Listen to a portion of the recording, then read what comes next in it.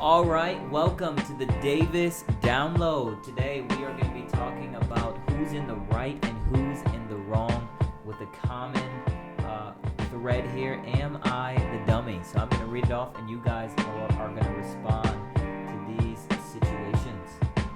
The first one says, here we go. I'm 29 and the oldest of three. Growing up, my parents always emphasized helping family, but in reality, that mostly meant I was expected to be the responsible one. I worked through college, paid off my loans, and built a stable life. My younger brother, on the other hand, has always been the golden child. Last summer, my parents spent nearly $25,000 helping pay for his wedding, including the venue, deposit, catering, and the honeymoon. It goes on. A few months later, my dad lost his job unexpectedly, and now my parents are asking me for help covering their mortgage for just a few months. I could help, but it's hard not to feel bitter knowing they had no issue spending that kind of money on a wedding while telling me for years they couldn't afford to help me with my tuition. When I brought that up, my mom cried and said I was punishing them during a crisis. Now my siblings say I'm heartless because I'm financially stable enough to step in. Am I the dummy? So who's wrong in this situation? This is a cluster. I mean, so many things have gone wrong. I mean, I don't know. Comparing a wedding to college is like, I don't know. I mean, college is, I don't know. I guess they're both kind of like important. You need to pay for the degree. You don't need the $25,000. Like, you can't get the degree without paying. That's a lot of money for a wedding. 25, but it included honeymoon. I mean, I feel like that's probably like, honestly, yeah, that's probably on the lower side. I certainly am not one to know. But these venues these days are at like 10 grand. That's what I'm saying. So that's half of it right there. And I mean, obviously everyone knows the youngest always gets the best, right? That's part of, like, that's just common. Like, that's just what happens.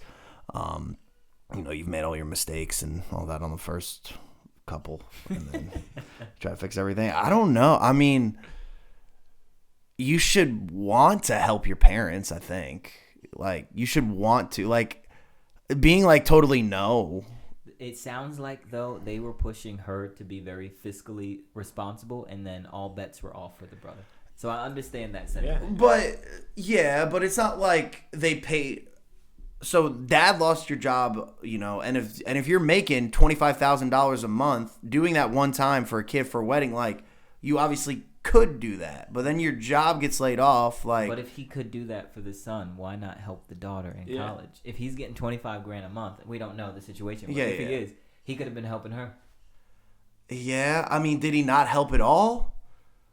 I mean, it seems like he didn't. Or maybe it was one of those. She said, I worked through college, paid off my own loans, and built a stable life. My younger brother, on the other hand, has always been the golden child. He's the baby. Yeah, but that doesn't mean, maybe they said, because a lot of parents do this, is definitely a tag. Like, especially if you go to a private school or something, a lot of, like, in a way, that's kind of what my parents did to a degree, right? They said, hey, we paid for private Christian high school, so, like, college, it's going to be you and scholarships and loans, majority. Like, we did one thing. If you're going to go do that and pursue that, like that, so that also could have been the deal. If they're like, hey, college is going to be you, and then you choose to do that. But then also there's still a reality where even if they didn't pay for your college, they still financed the first 18 years of your life. Valid point. You know what I mean? Like, it's not like you became stable. They did the same thing with the brother. Little Tommy, they helped him out through life. Yeah, but now it sounds like, from what she's saying, it sounds like he's gotten every opportunity, and she had to scrape by like little orphan Annie. I don't think she scraped by. Like, I think she's probably embellishing that a little bit. But, I mean, like, I don't know. You should want to help, like, again, you should want to help your parent. Like, it's part of it. That's like paying it back. that should be kind of like the goal, right? Isn't that ultimately what the kind of goal or end game is? Your parents take care of you, then at the end you take care of them, and isn't supposed to be a cycle just to be like, no, I had to pay for college on my own. Like, clearly that taught her how to be responsible because now, so like... you're going with it. She's the jerk. I mean, you also shouldn't, like, be pressuring her to do it either. Like, that's a tough spot to be at. Yeah. But, I mean, I don't think anybody wins, but, like, to just be like, no, my parents, you're on your own 1,000%, like, deal with it. When it's not like they've just made bad financial decisions. Like, the dad lost his job. Yeah. Like, it's not like, hey, we just, like, he put a big parlay on the Super Bowl and lost. Like, that stuff happens. I think this is breaking news on the Davis Download. This is the first time Corey's ever convinced me of something. I started out on one side and Corey's just convinced me. I think this chick is the jerk. She is the jerk. 1,000%. Because to Corey's point, like it's like I'm fine with setting parameters like, hey, I'll help you guys out for 3 months or something like that. Help pay the mortgage. Yeah. I think obviously the parents, they need to clean up some things on their end. Like you shouldn't be in a financial situation where you can't pay the mortgage. You should have a mortgage stashed away for a few months for security. Or the house should already be paid off. Yeah, house should be paid off from the parents' perspective. But just because father gave a gift to another sibling doesn't mean that you can't help them out, and that this isn't a symbiotic relationship here where we help each other out. At what point though is the gift too big? Like, if you drained your entire account for one kid, like that's on you. It sounded to me like there was a time last year. I think she's trying to make the point. Like, I think she used that statement to be like, mom and dad didn't help me at all in college, but they dropped $25,000 for brother's wedding or sister's wedding. Mm-hmm. So that seems to be the gripe. She shouldn't be bitter about that, but she also at the same time can still help them out. Like again, she doesn't have to pay the rest of the down payment and mortgage on the house, but like, you can't help your parents for a month. You can't write them like one $300 check. Yeah, like, just set a number. Just say, like, if their mortgage is whatever, $1,500. Be like, hey, I'll give you 2 months. I'll help you a month. I'll help you 2 months. Like that should be enough time for dad to get a job again. Or ask brother who got that $25,000 if he could give a little bit as well. Yeah, and then the daughter. You got $500 to spare. I think the daughter is. This is what gets me though. This is why I'm on her side. Because she says now my siblings. So it's more than just her and the brother. There's other siblings, and they're only going to the one for money because they know she's financially stable and she has set herself up. Well, also now you have to bear the brunt of the family simply because you didn't make poor choices. But what if everybody like helped a little bit? What if like it was all hands on deck operation? She's like not giving.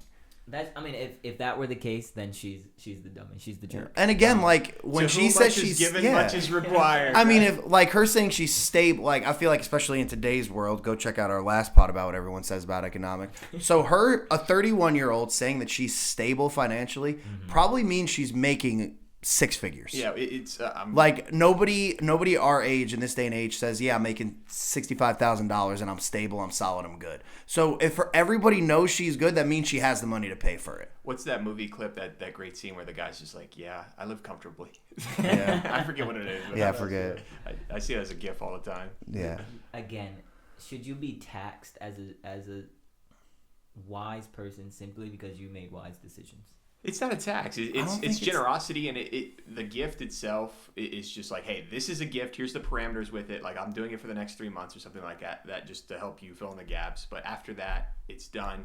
There's no strings attached in the sense that you have to pay me back. It's a gift. You're welcome. And also, this is your mom and dad. This is not like a roommate you've known. This is not like a lifelong K5 friend. This is not like your college roommate who you were absolute best buddies with. This is your mother. This is your mother and father. Like, oh, they're pressuring me. Yeah. I mean, again, 18 years of your life, which again, I'm sure they've helped throughout. I'm sure while you were in college, I'm sure you called and asked for some money and they sent you money. Just because they didn't help you pay tuition, which obviously them not helping you pay tuition worked, right? It worked. And she said because she's financially responsible. Yeah, but so obviously it's not But it's not correlation or causation. That's like the bully coming, beating up the kid every day, and then he learns how to fight. Say, hey, if I didn't beat you up, you wouldn't know what to do. Yeah, but if knowing how to fight saved your life, you do kind of owe the bully a little bit. No. Sink or swim. It doesn't negate what the bully doing was wrong, but it worked out for the good. Yeah, maybe. And again, she's the jerk. I think the daughter is the jerk. All right, so we got two against one. I guess I lost this one. Let's go to the next one. It says, I'm 30 and I've been in the same friend group since college. For years, I've been the planner, birthday reservations, airport rides, group gifts, checking in when someone's struggling, organizing trips. I don't like this everyone's person. I don't like this milestones. person. Let's finish. I don't like this person. At first, this person sucks. I agree. Wait, let her finish. Let her finish her case. At first, I liked being the dependable one, but over the last year, I realized something painful. If I stop reaching out, nobody reaches out to me. The breaking point was my birthday last month. I planned nothing on purpose just to see what would happen. Not one person texted until late afternoon, and even then, it was a lazy HBD in the group chat. Meanwhile, 2 weeks earlier, I had coordinated an elaborate surprise party for one of them. I quietly left the group chat and stopped replying. Now they're upset, saying adulthood is busy, and I'm overreacting over just a birthday, in quotes. But to me, it feels bigger than birthday. It feels like years of one-sided emotional labor. Am I the jerk? Yeah, they're the jerk. Well, so here's what I'm going to say. This person, they're all 30s. All of them are married with kids, and this person is not. That's ultimately what this comes down to. And I don't think that makes them a jerk or whatever. I think it's like life happens. Like, I don't know. I think, and then why are you being passive? Like, don't be passive. Be like, this is the thing that bothers me, right? That's so passive aggressive. Just say, hey guys, my birthday's coming. Let's do something. But who does that? Who, like, if they are your friends, like, they are supposed to know, like, hey, your birthday's coming up. Not, hey, guys, can you please show me some love because it's coming around again? Why do we have birthdays for adults? I agree. What are we doing? I agree. We're not 7 anymore. Once you hit adulthood, honestly, after you hit 15, no need for birthdays anymore. No sweet 16. No sweet 16. Oh, this is crazy. What are we doing birthdays for adults? You haven't done anything. You survived, like not even barely. You did the bare minimum. Yeah, you did. You did absolutely nothing. I don't know. That sounds passive. And this person saying, "I do everything." Stop it. You're the one who checks in whenever. Stop. You just have the most free time. That's ultimately what that means. Yeah, and or you know what probably actually has happened in every group chat. There's a group chat. Within every group chat, there is a group chat. And if you're not involved in the 2 group chats, I've got some news for you. They don't like you. You're just around. They're talking about you. Yeah, you just proved her point though. Then she is the real good friend, and the rest of them are trash. They've been nice and like included her. They got the second because she says, "Hey, let's all meet up next Saturday," and the rest of the group goes, "Fine, whatever. Let's do this. Let's make him or her happy." Like that's what this is. They're doing her a favor by she's not really in the friend group. She's especially when you have that big of a friend group from college. There's obviously tighter groups within the group. I'm assuming this is like a group of 6 people. See, here's the thing. Normally there's 2 on the outside, and one's okay with being on the outside. They're just happy to be on the team, and the other one thinks they're the starting quarterback when you're the 3rd string. This is where I think the other people are jerks. 2 weeks earlier, I had coordinated an elaborate surprise party for one of them. So 2 weeks before, you knew your birthday was before that person. You didn't think, man, I can't even give a balloon, a card. I just don't think they're just not as good for. And sometimes that's sometimes that's just reality. They're just not as good friends with you as they are with them. That happens all the time. That's true. Especially within a group. If my birthday was 2 weeks before yours and you threw me a party and then 2 weeks came later and I was just like, oh man. Yeah, but HBD, bro. But if in my head you're my best friend and in your head I'm like the friend of the friend of the friend, you're obviously not going to do anything. See, I would just feel obligated. Like, I got to do something. This guy just bought me. Even if you bought me a shirt, I'd be like, man, I got to get him something. That's just common courtesy. But then she's like, it took till later in the afternoon. Like, what were they supposed to do? Wake up at 5 a.m. and make an Instagram carousel slideshow of you? Yeah. Like, they had to go to work. Like, what do you want? Like, they had stuff to do. What, are they supposed to have a timer on for all their friends' birthdays? Like, come on. I don't know. I mean, look, like, you gotta. I mean, yeah, she definitely needs to find new friends because this. You're the outsider in this group of friends. You're the odd one out. Like, I'm sorry. And again, it probably, out of the 6 of them, the 5 of them are probably married and moved on and have a life outside of the friend group. And this friend group is her whole life. Mm-hmm. And that's unfortunately a lot of times the reality, especially when it's from college. Yeah. What do you say? No, this lady's a Karen. She's a jerk. She's just too obsessive over it. And to Corey's point, all the passive aggressive stuff of like setting up traps to like get them like, oh, I started this surprise birthday party and then I backed out. And I was like, what are we doing? This is too calculated. Way too calculated. She wants to be able to say, I did all of this. She wants to be able, and she probably does this all the time. She's the credit taker. She's the look at me, and they don't like her. They gut in their other group text and say, can you believe this one again tonight? Like, that's what happens. And that's why you don't get a happy birthday. Dang, whoever you are out there, I'm sorry. Be better. I don't know. The group chat is not feeling her. Man, let's see the next one here. It says, I think this one's a little shorter. All right. So, am I the jerk for refusing to pay for my friend's destination wedding after she changed the plans? So it says, my best friend asked me to be a bridesmaid last year and originally said the wedding would be local and simple, so I agreed. Now it turns into a destination wedding in Mexico. Wow. A $600 dress, mandatory hair and makeup, and 4-day bachelorette trip in Miami. Oh my God. I told her I can't afford all of it, especially because I'm saving for a house. And now she says I'm making her big day about money. Our friend group says I should just put it on a credit card because you only get married once. All right, Josh, you go first. Oh, yeah. She's good. She's in the clear here. The friend is the jerk. I don't know what we're going to call each person here, but the friend is the bride. Jerk. The bride, thank you. The bride is the jerk. I'm with this not jerk on this one. I like that explanation. No, these weddings, they get too elaborate. These destination weddings especially. Like, you can't expect people just to flip all these hundreds of dollars for these weddings. No, I'm with her. I like it. Mm.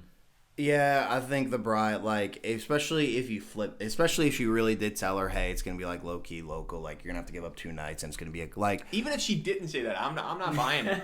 Like, even if she told her from like the get go. Oh, I'm agreeing with you. I'm just saying, like, even more so, the fact that you said it, then you flipped it, makes it even like you have to be in the thing. Hey, if you can't make everything, like, you have to be understanding. You have to be mindful of that. Right, like, I mean, a 4-day bachelorette weekend, you're looking at least $1,000 in Miami. You're looking at, I know that's what I'm saying. You're at least $1,000, like, and that's if you're like the most frugal, boring bachelorette party ever. Yeah. You're looking at $1,000, $600 dress, tickets, hotel for Mexico. Is obviously more than you're gonna be there for more than 1 day, unless you fly in and fly out. That would be insane. But even then, the flight, you're looking at least $500, especially. We okay with Mexico right now? Are we even allowed to fly into there? So that's a whole other thing. It's not like you can even drive because gas prices. That's outrageous. I guess we're not going across the border anymore. But yeah, this is all on the bride. Like, you've got to, if you do, like, it's fine to do that. It's fine.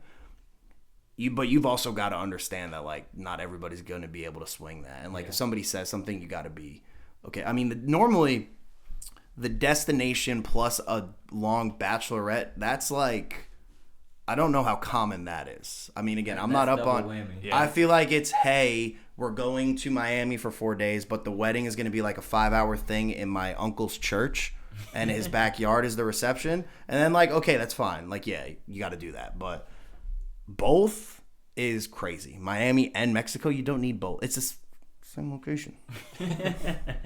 Now, I think we're all in agreement that the bride is definitely, and the other friends are the jerk. But what is the limit you're willing to pay to be in someone's wedding? Like, what's the top where you say you're crazy? It's relative, right? It's relative. I think, like, this person also, you have to genuinely not be able to afford that. Like, that genuinely has to put you in the hole.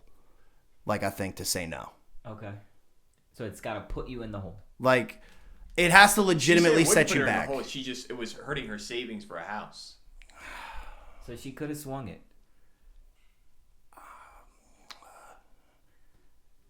I mean, how good? Like, I guess the question would ultimately be how good. Like, are you just in the wedding or are you the maid of honor? Yeah, that's a good point. Because, like, if you're the maid of honor, if you legitimately cannot swing it, like, it is going to dampen your day-to-day. Like, again, if it's one less thing you can put in the piggy bank for your house, I think maybe you got to do that for your friends. But that's her future.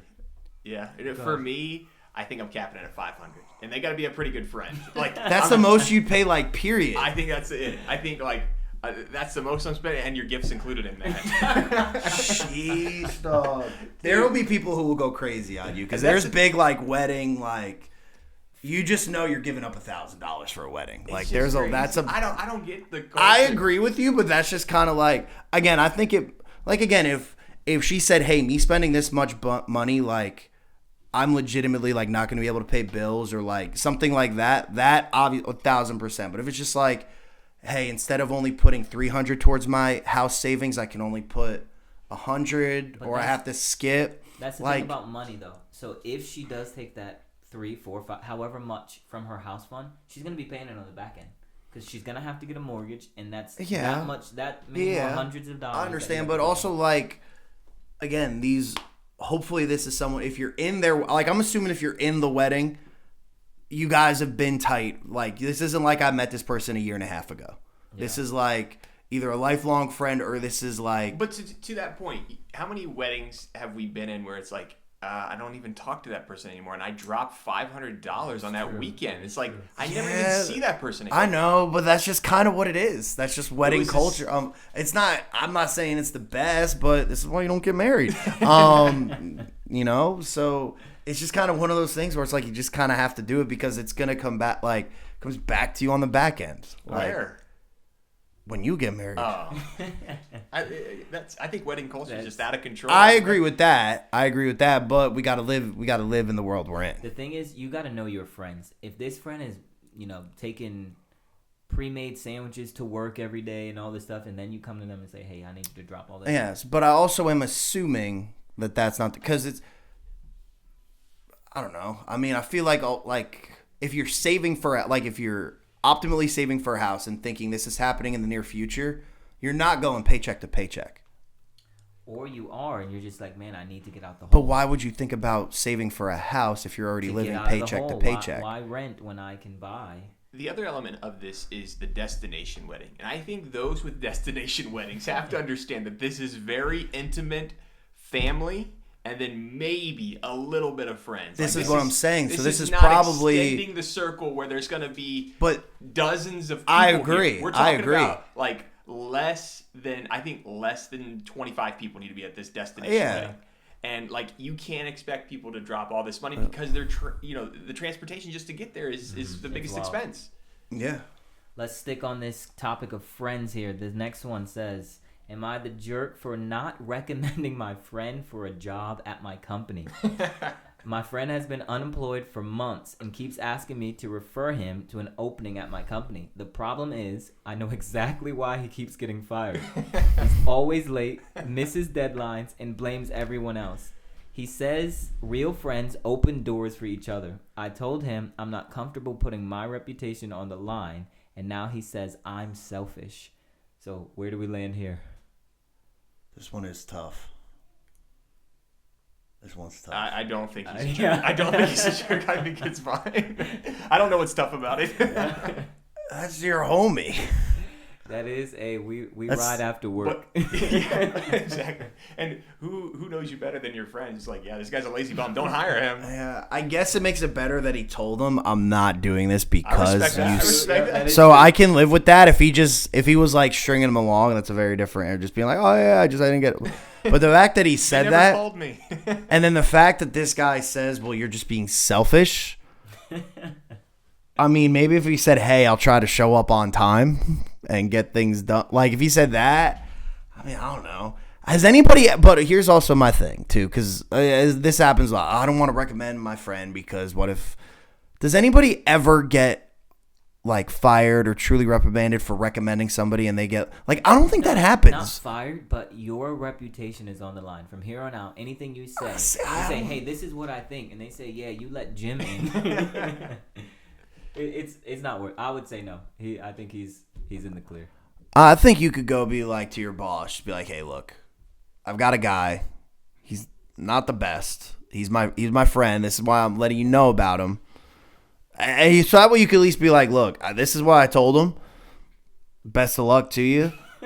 I like that, honestly, having a meeting with the supervisor and being like, do you have any lower level positions? Yeah, I don't like, think whatever. he's fit for this, but like, can you put him in the mailroom or something? That's true, but imagine on the interview, they're like, hey, Josh said you are terrible at these things, but we're thinking the mailroom because and he's just like, yo, you. But again, I just don't think, like, I think we say that. I don't think anybody ever truly, like, there's any real fallout from if you recommend somebody and doesn't, because that happens all the time. Yeah. I think people have, like, especially at, like, a bigger company or whatever, like, there's coming and goings, and the supervisor probably doesn't even know bro's name. And so then on top of that, you say, hey, here's this guy. Like, I don't think it ever actually has that long-term effect. It depends on the company. So if it's like Amazon that's hiring exactly however many people, but if it's a small, like, mom and pop, you just start up or whatever. Yeah. Sorry, friend. I still think you got to recommend them, though. You got to take bullets for your friends. That's what friendship is. Reference culture is out of control with human resources. I hate it so much. Yeah, but I don't think they ever actually check them, though. You don't think so? I don't think. Have you? I mean, you know how many people have asked me to be a reference that I've never gotten a call? True. About, hey, like, I mean, how often people hey, can you use me as? How many times have you actually gotten reached out to? My wife works in human resources, and she says it's hilarious. She'll call these people, to do the reference check, and they're like, "Who?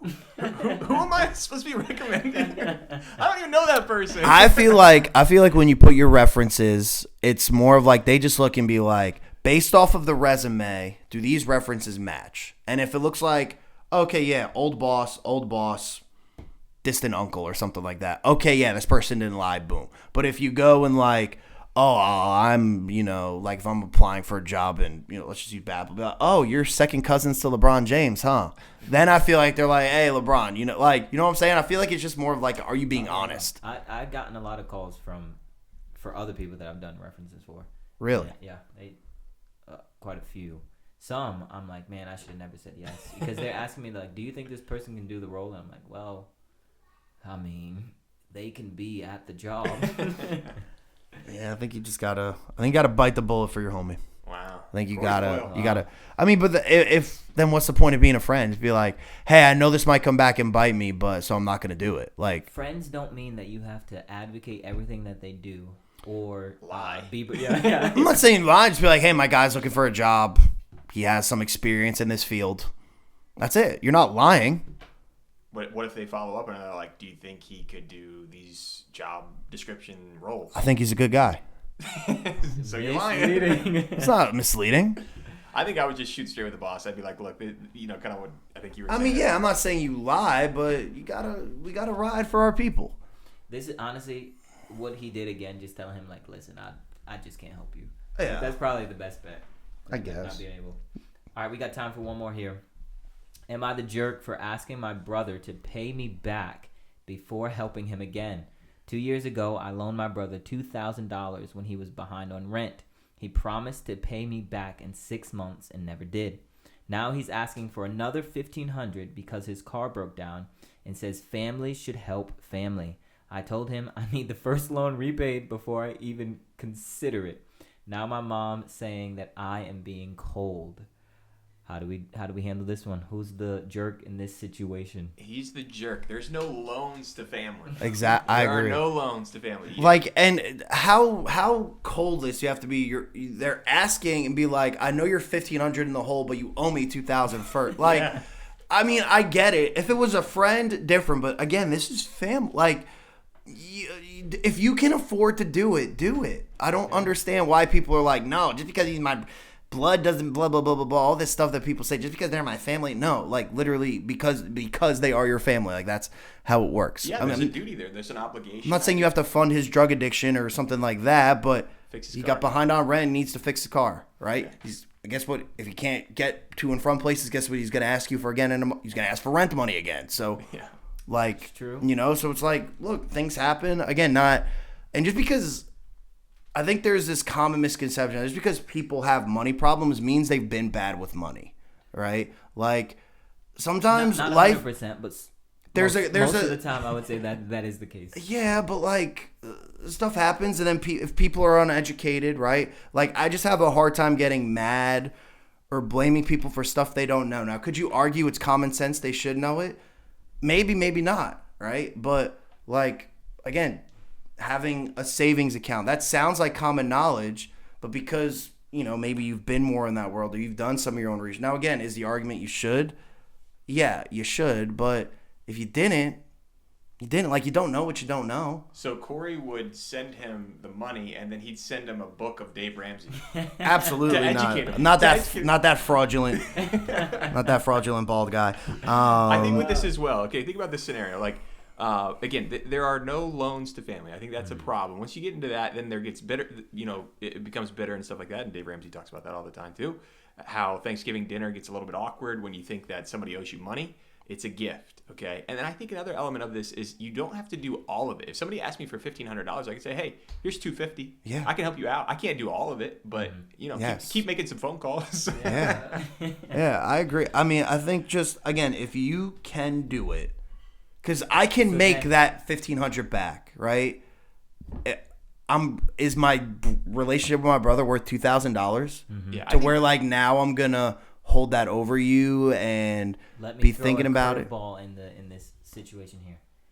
Presumably, this isn't the first or second or third time. Certainly. So how much do you keep giving and saying, well, I'm just going to forever be the bankroller of the family? Yeah, and that's a good point, too. I think, to Corey's point, I think some conversation or some type of education needs to take place to help out. Maybe it's a younger brother or something like that who doesn't understand the financial disciplines and stuff like that. So there needs to be a conversation or providing of some resources like, hey, here's a YouTube video on, smart finances or something like that. Mm-hmm. And then I think as well, I agree with Corey. There's a duty and a responsibility. Like in American culture, we love to think that it's the government's job to take care of grandma when she gets old or to take care of the uncle who is poor or something like that. It's I think from scripture we're taught that there's a family responsibility of taking care of each other. And it's not Big Brother's job to do that in reference to the government. Not your real big brother. Yeah, yep. I agree with that, and I just think too, and I'm obviously not the best. I just think if I can afford it, like I just think it's gonna come back in the long run. Like I truly do. Like again, if I'm funding a sinful habit and it's just like, hey, like you're like the reason you can't pay rent is just because you're spending too much. Yeah. Okay, that's a different conversation, right? I'm still probably gonna help you, but I'm gonna be like, look. If you can pay for X, Y, and Z and you can be eating out 3 times a week and you can go through the drive-thru 3 times, okay, like I'll help you out, but it's not because of like you've got to fix this. If it's just like literally, hey, this and that between student loans, car, like all that stuff, it is easy to kind of it can be easy to fall under. So if it's just that, again, every situation is relative, but overall, like again, the general person's brother isn't like a alcoholic or drug addict and spending their money on that, right? It's like, look, if you're spending poorly, boom. Or it should be like, look, I know what your job is. I know you're making at least this amount. You should be able to pay rent. You should be able to, like, I know for a fact you should be able to do this. I'm going to help you, right? But, like, let's talk this out, right? Mm-hmm. Like, let's figure this out. That's what I feel like should be done, not just be like, hey, you owe me $2,000 from the last time, bro. Now, let me throw in one more thing. But a lot of athletes, celebrities, and things that make it out of the hood, all right, they get a little bit of money. What makes them go bankrupt? Because they then say, I have an obligation to get everybody out, which you cannot do. Yeah. So eventually what you do, you keep giving. No. And then you have nothing in the treasury for your family and for your life. Again. So, like you can say, yes, I have the ability to give you $25, $1,500. But if I do so, you're just going to need it again next month. And then that just puts me in a hole a little bit more and more and more. And then eventually you're both in the hole. Then who's pulling us out? Again, I agree. And I've prefaced each one with you have to be able to afford it, right? I'm not saying you go into debt to get brother out of debt. And again, not everybody is the same. I'm talking family. So like the athlete who made it, right? Like, yes, get your mom the house and the car, right? Like your mother, like your immediate family, yes. Not the third person in your not the friend of your friend in your posse, right? Like again, this is different when it comes to friends versus like immediate family. If this was my roommate, like, hey, maybe I'll cover you rent. Then I'm saying, look, I covered your rent last month. Like, you got to figure this out, right? But again, my brother, my mother, right? People like that, yes. And then as the relationship furthers out, then I become more and more like the bank. Tell me why you need this loan, right? The closer you are to me, the more free I'm willing to give, right? The further away you get from me, like, I need some papers drawn up. So I don't know. Maybe again, don't be taking money advice from me, absolutely. But so if you need any money, just call Corey. You better know me. All right, what do you guys think? One more, or do we end it there with that one? That was a pretty good one. Do we have one quick one that could just be like a yes or no? All right, yeah, this one can be yes or no, real quick. Am I the jerk for quitting without giving extra notice after years of being overworked? I know. Yes, you're the jerk. Yes. Stop. Don't get me started on burnout. That's another podcast. Stop. Yes, absolutely. Extra notice. Define extra notice. Extra notice. They wanted a month extra. The company said you owe them at least a month. Nah, not the jerk. 2 weeks is fine. I'm good with it. As long as you give some sort of 2 weeks is standard. So 2 weeks, yes. If they say month, tough. $12. But this whole I've been overworked. Shut up with that. You've been asked to do your job. You've been asked to send emails and plot data points on Microsoft Excel. We're gonna have to talk about burnout because Corey hates the fake. idea of It's burnout. so fake, bro. Just take a nap. You're fine, my guy. You're fine. Or I take promise. 2 Sabbaths, as you said last week. Did I say that? Yeah, the people were fired up about that. Oh, okay. Well, yeah. I mean, burn. Like, if something is burnt out, that means there is nothing left. Like, you being tired about having to send another email is not burnout, Jim. We're definitely gonna have to talk about this because that is all the time we have here today for the Davis Download. We would love for you to join us next week. Catch you then.